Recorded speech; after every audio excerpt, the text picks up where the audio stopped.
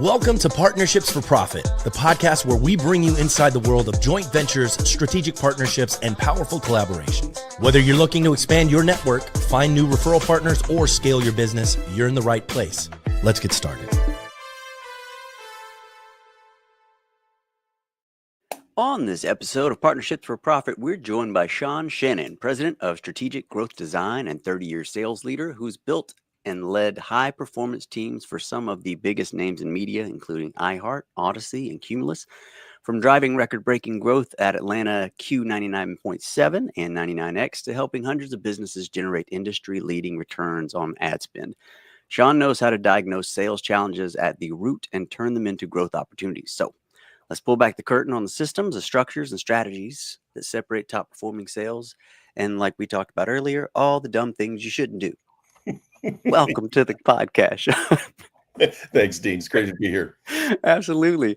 So let's give a quick little breakdown on kind of past and what brought you into kind of honing in on specifically sales. And like you said, sales is sales, but you have a specific approach that you deal with that you don't do some of the other things, right? Yeah, I'll tell you, at the end of the day, Peter Drucker is famous for saying the vast majority of businesses have no idea what their customers are buying. They know what they're selling them, but they don't know what motivates that purchase. Right. And the magic that we figured out, 15 years ago, was that it's Clayton Christensen, another wonderful Harvard business professor, who came up with this idea of jobs theory, which is we don't buy products and services as much as we hire them to do very specific jobs in our lives. And if we can untangle what job the client is or the customer is trying to solve in their lives, we've untangled marketing, sales, and innovation all at once. Love that. So we're kind of flipping the script of like I sell a product as more of a I'm sending you something that you can hire. Yes. For a period of time. Right. And so, that then puts the onus on the salesperson to become very curious about what is wrong inside of that business. Right. I used to joke with my salespeople. I can tell, on a discovery call, I can tell you to the minute and second the average discovery call goes. It goes to the minute and second that a client utters a problem that they have a product to solve. And then they stop asking questions and start selling. And if you're really going to be effective in sales, you've got to continue to ask the questions past to find not the first problem, but the largest and most profitable problem. So the flip is finding the biggest issues that who you're selling to has first. Yes. And would you say you tend to go that way? Like initially say I brought you onto my company and I'm like, look, here's what we do and here's who we're selling to. Go ahead. Oh, go ahead. I was going to say, would your initial approach be, well, let's break down it backwards again. Let's see who's buying and what they're using it for. That's precisely it. Okay. Give me that stream of thought to help me kind of dissect. Okay. So I'm working with a company that works in the K-6 fundraising space. Okay. Right. So you got an elementary school, you have a PTA. Elementary school can't afford an art teacher, so they need to raise, $80,000 to get that art teacher hired. The PTA goes out and runs a fundraiser. Okay. So this is a company that comes in and does activity-based fundraising, 5K fun runs, dance-a-thons, that kind of thing. And they do everything from soup to nuts. So the PTA is completely hands-off. So company comes in and they run the fun run. It raises $150,000 and then they split it 50-50. So it's a pretty profitable little venture, but it's very time and resource intensive for the company to run these things. And over the course of a period of time, they rolled up several different collaborating companies, one of which was a gear division, sells t-shirts, sweatshirts, coffee mugs, all of that.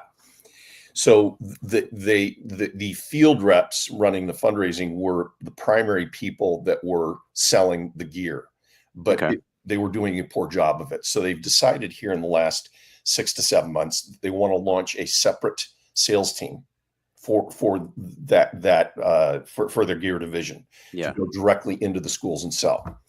So what we did was we sat in a workshop for about 4 or 5 hours And we asked ourselves, okay, who else inside the school is purchasing t-shirts, gear, anything?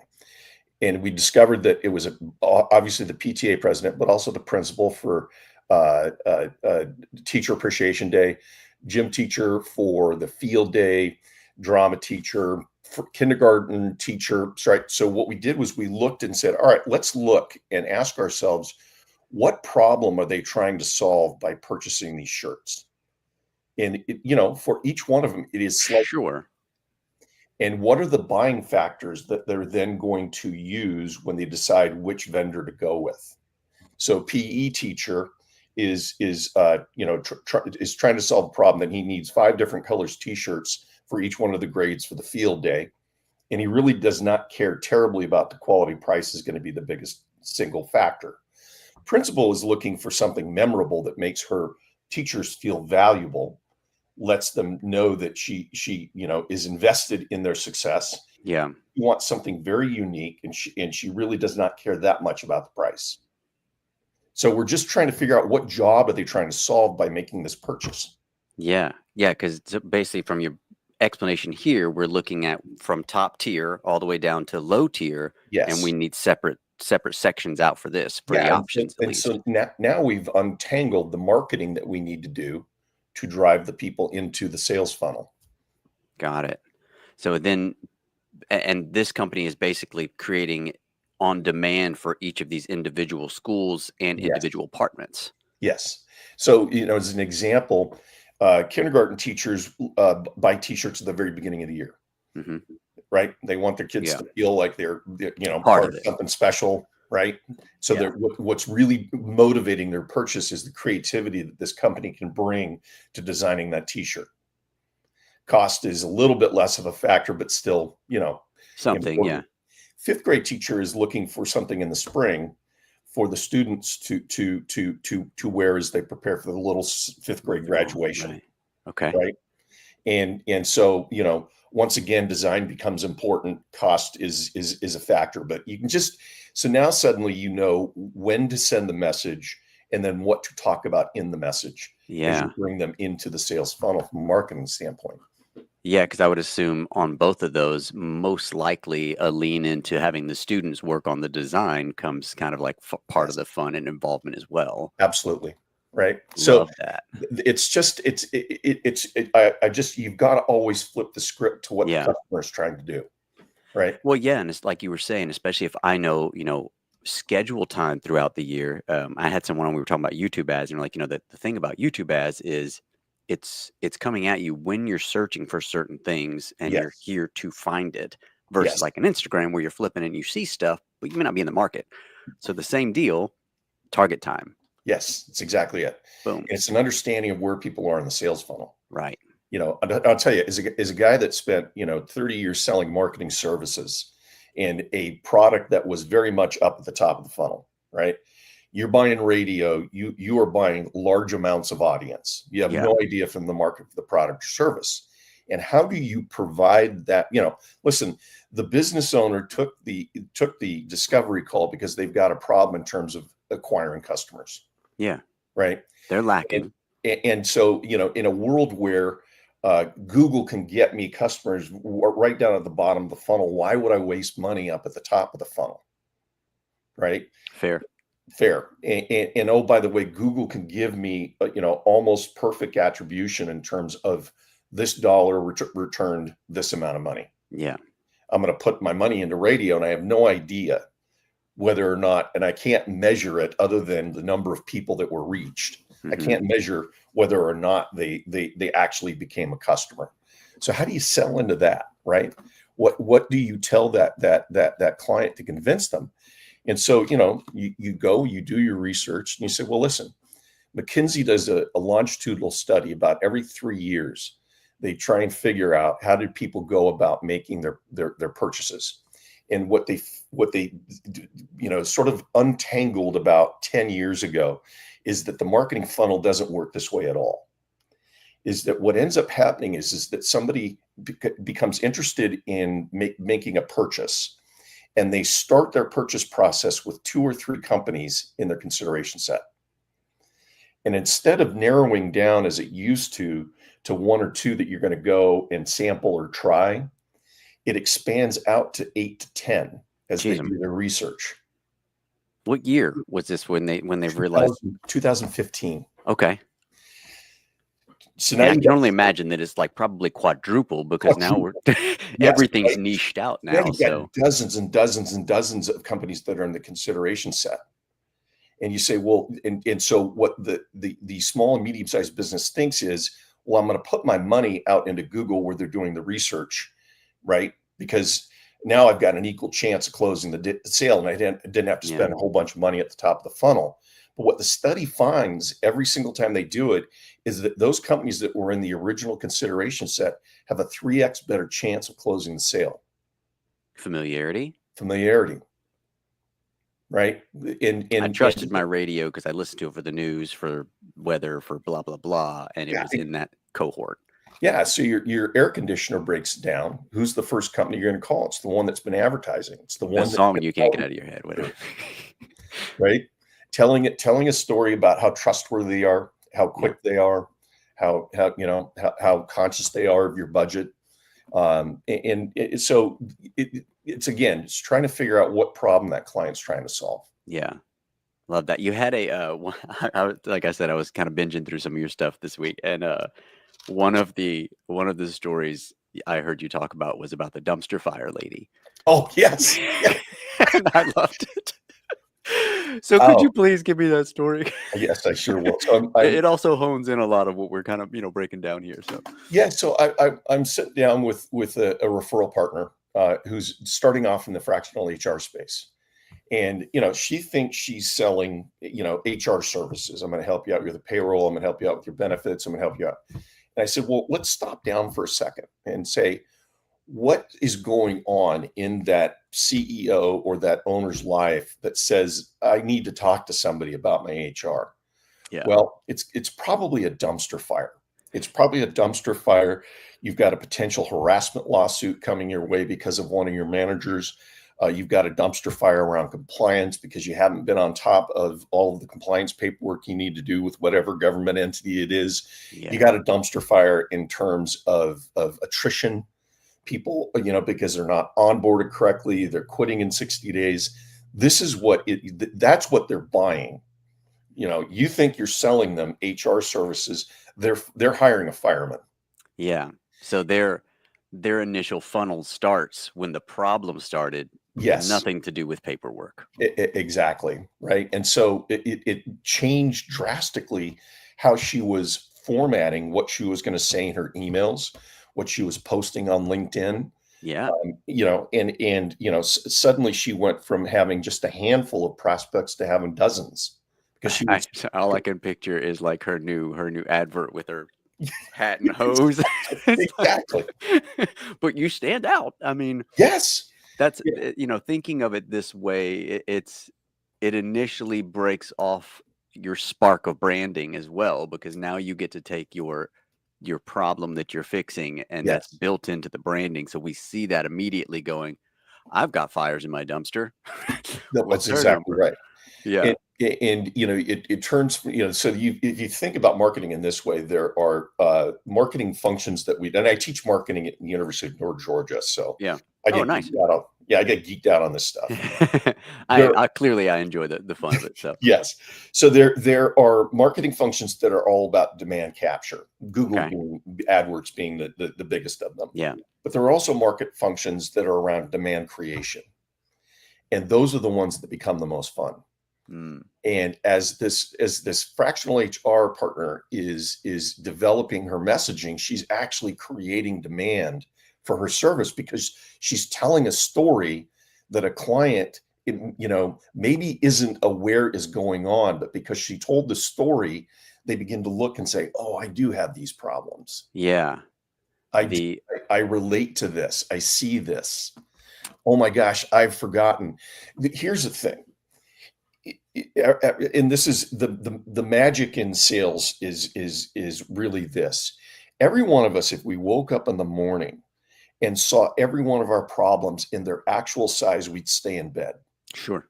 So as a heuristic, neurologically, we minimize our problems so that they're manageable in terms of how we plan our day. Yeah.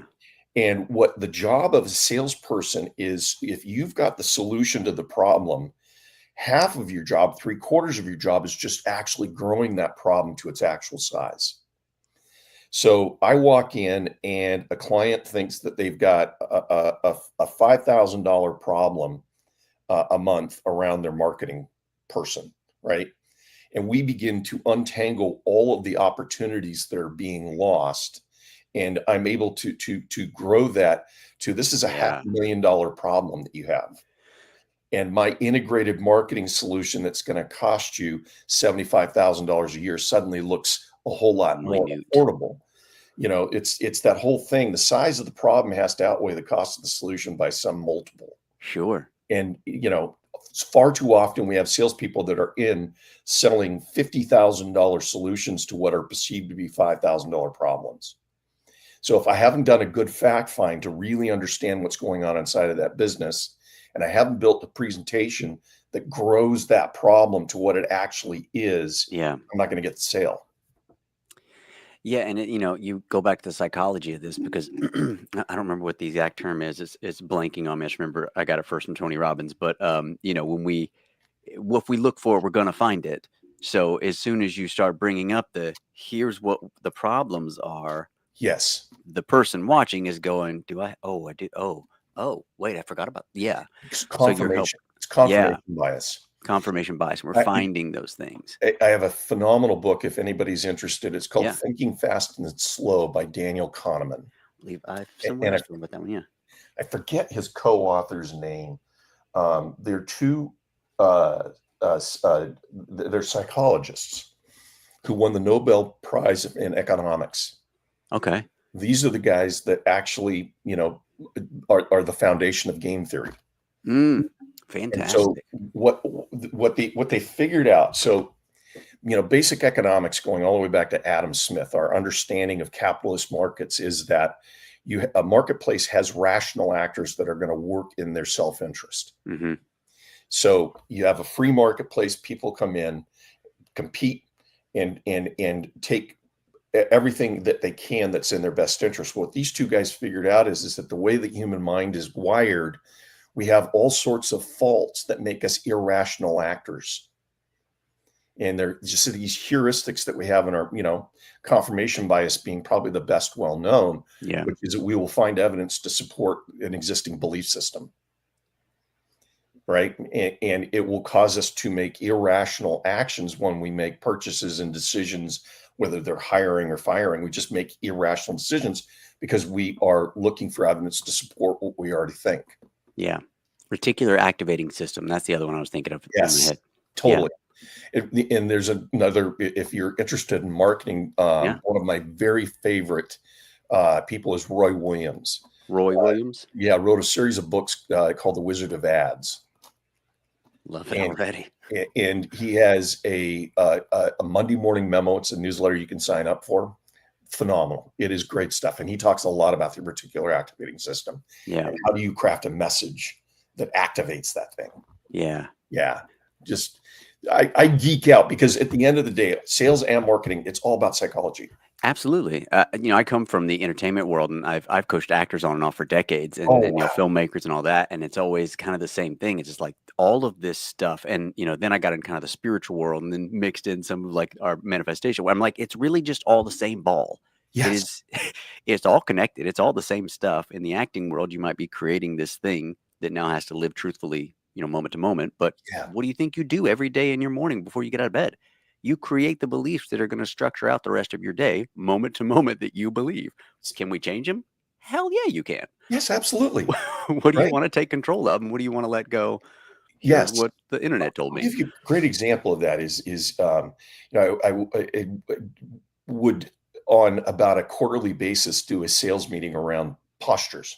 Yeah. You can work from a posture of plenty, that there's plenty of time, there's plenty of business, there's plenty of resources, or you can work from posture of scarcity. There's a scarcity of time, there's a scarcity of clients, scarcity of opportunities. And, listen, if you are working from a posture of scarcity, you have just basically sprayed business repellent on you. People want to buy from people that want to sell them, not people who need to sell them. Yeah. And scarcity leads you to sell out of need as opposed to want. Posture of plenty people walk in, people hate to be sold, but they love to be sold well. Yes. And you cannot sell well if you are selling from a posture of scarcity. Yeah. And desperation stinks. It does. It just does. I mean, it's I would just say it also, when you're coming from that place of plenty, it allows your creative mind to have freedom to yes. create around it versus the opposite, which is Yes. just the weighted. And to work in the best interests of the client. Right. Listen, I can tell you that on dozens of occasions I've sit with a client and say, you know what, this is not the right solution for you, and I need to connect you to the person that can solve this problem. Right. Right. Because it's just the wrong thing to sell somebody a product that's not right for them. Yeah. But listen, you're going to build a reputation. Exactly. It's going to follow you around. That's a buddy of mine has a podcast called The Bigger Game, and that's kind of his focus. It's like, I need to play long term, because if I play short term, I'm going to do stuff for me versus them. And yes, if it's for them, it comes back to me. Yes, that's exactly right. And as I am building my practice as a fractional sales leader, I'm leaning into referral partners. Mm-hmm. Because it's not going to work real well for me to cold call a client and say, No. "Hey, your sales all screwed up." They're going to tell their fractional CFO or their business coach that they're having a sales problem. And so what I need to do as I build this referral partner network out is to say, how can I help you build your coaching practice? Yeah. What can I do to help you with that? Yeah, I always find the salespeople that like to, because I get tons of just DM messages on Instagram. It's like, hey, here's what you're doing wrong. Thanks. Yeah.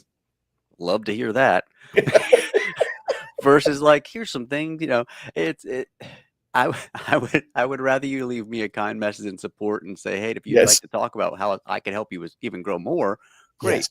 But you want to start with what's wrong with me? Right. I mean, Love it. This is going to totally make me send you right to the private section. Exactly right. Listen, I have a wife to do that for me. I get told all day what I'm doing wrong. I don't have a problem there. I'm not going to lie. She supports me as well. But, she can find the ones, she knows me best. But I would assume the same is hopefully your sales team and the ones that are helping you build also is going to tell you, man, this part's great. Let's see what we can play with here. Yes. Let's find the detail within it to elevate it versus all of this is wrong. Yes, exactly. I mean, and by the way, that's the mistake that I made in my first couple of management leadership positions. It's the mistake I think everybody makes. Yeah. Is that you walk in and you say, okay, I need to fix this before you even figure out what's wrong. Right. You walk in with your solution and don't bother to ask what's actually going on inside there. Yeah, because then you might be fixing the only thing going right. It's interesting. I had 8 people on my first sales team that I led, and about 5 years, when I fired one of them and 6 of them quit, and I called every one of them about 4 or 5 years later and just said, I am so sorry.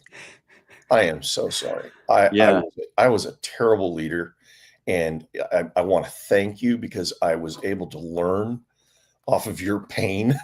Yeah. But and they're still all of them very close business friends. That's awesome. Yes. Yeah, that's a huge, I think that's something that everyone should take home is being, and in relationships as well, since we brought up our wives, being able to point out when you were wrong. Absolutely. It's how we get better, right? Yes, absolutely. And to have, enough ego strength to allow somebody to offer you corrective advice. Yeah. Yeah, outside of an Instagram DM to tell you what you did wrong. Right, exactly. Nice. Before I let you go, give me 2 quick versions. 1, your most expensive mistake that you learned the most from. Yes. And then 2, the quickest shift you've made in someone for their mind frame around sales that just exponentially grew them. Oh, what would be the biggest mistake that I made in my career? Because there are so many of them. That's how you got so good. Yes, it's exactly right. I'm gonna think for a second. I let a languishing rock station. So at the last 10 years of my career, I was a market president. So I had full P&L responsibility for in Atlanta for our 5 radio stations. Okay. And rock as a format is dead, and it's been dead for 20 years. And the only radio stations in that format that thrive are ones that have very expensive personnel. They have a really big morning show. Think Howard Stern when he was on, It's the personality that's keeping them more than necessarily the. Yes, KISW in Seattle has a really expensive lineup, but very successful. We didn't. And we were on kind of a weaker signal. And I let that thing languish for 6 years and probably cost Cumulus in the neighborhood of $60 to $65 million in revenue. Wow. Until I finally just said, all right, I got to pull the Band-Aid off it. And over the course of about 13 months, brought back the legendary personalities that were on 99X in the 1990s. Yeah. Pulled that team back together and relaunched a 90s based alternative rock station, 99X on 100.5. Within 12 months, that station had gone from 25th to 2nd in the market. Wow. And I had been asking myself and asking my vice president of programming, Brian Phillips, brilliant, who was the original program director on that radio station. We own all this IP. Why don't we put this thing back on the air? Well, how can we put 99X on 100.5? That makes no sense. You can't. And finally, station was in such bad shape. I just said, Brian, I don't think anybody cares about that anymore. I really don't. We're not going further downhill. We're at the bottom. Let's just pull the trigger. That's exactly right. That's great. Yeah. Knowing when to let it go. That's a hard one because, we throughout most things you're going to train on, most people are going to tell you it's okay. It's okay to be at the bottom. You shouldn't quit. You shouldn't quit. Yes. Yeah, but there's a point. Like, you got to know. That's exactly. You can't hang on to that rock you've been stuck on for 4 weeks going, this is going to be a redfish. It's that monkey with their hand in the peanut jar. Nothing new. Pull it out and dump it over. And then give me your best. What's a short version of that they were just beating their head against the wall. Maybe they had their own 99X that they weren't let go of, and just a little bit of a mind shift made all the difference. With an individual, I can tell you a story about a team. Yeah, go for it. So it was just going back to 2001, 2002. There's a sports station in Seattle. It was losing money, very expensive to run because you got to, again, lots of personalities. Yeah. And we had just been acquired by Clear Channel, which is now iHeart. And they gave my market manager, my market president, I was a general sales manager, said, you got a year to turn that station around. So I had just finished turning around our top 40 station, took it from 13th to 2nd in the market in terms of revenue. And she said, I need you to go fix the sports station. I said, I don't want to fix the sports station. I just got this one turned around. I want to enjoy myself. Take the win. So we had 13 salespeople, and I pulled them together. We had a half day offsite at my house, and we, sort of untangled that whole question of what are our customers actually buying from us? Yeah.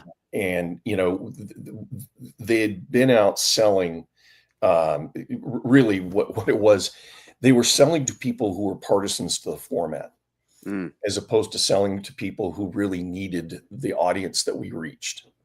And so we defined 3 categories that were going to make or break us: drinking, driving, and gambling. Car dealers, alcohol, beer, wine, spirits, and casinos. Hashtag sports. That's it. And, and we focused all of our efforts on those 3 categories. And in the course of a year, went from about 3.2 million in revenue to close to 7. Wow. Yeah. Wow. Right.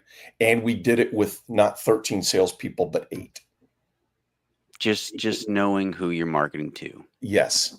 And figured out that, every single, about 4 times a year, we changed uniforms.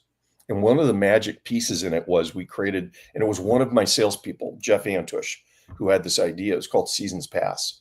So we have all sorts of football programming, all sorts of basketball programming, all sorts of baseball, and all sorts of golf. And so you're going to be, when you purchase your ad package, you're going to get sponsorship of these 1 or 2 features during each season. And you're going to have access to tickets to the Seahawks, a golf trip to Scottsdale, right? Brilliant. It was packaging all together. Packaging it all together. Man, Sean, I could probably sit here and continue going because I'm enjoying our conversation, but I should probably wrap us up. What's the best place everybody can find you, Sean? You can find me in about a week at strategicgrowthdesign.com. Perfect. Congrats. Got my website in process right now. Or you can text me at 206-321-8362. Awesome. Any social? LinkedIn. I believe my LinkedIn profile is Sean-P-Shannon. Perfect. I had a blast. Thank you so much for hanging out with me, man. Dean, Appreciate it. Thank you so much. Everybody else, we'll see you guys on the next one. Thanks for joining us on this episode of Partnerships for Profit. We hope you've gained valuable insights on how to form profitable partnerships and take your business to the next level. Be sure to subscribe and leave us a review wherever you listen to podcasts so you never miss an episode. Got a partnership story to share or someone you'd like to see featured on the show? Reach out to us. Until next time, keep building those partnerships for profit.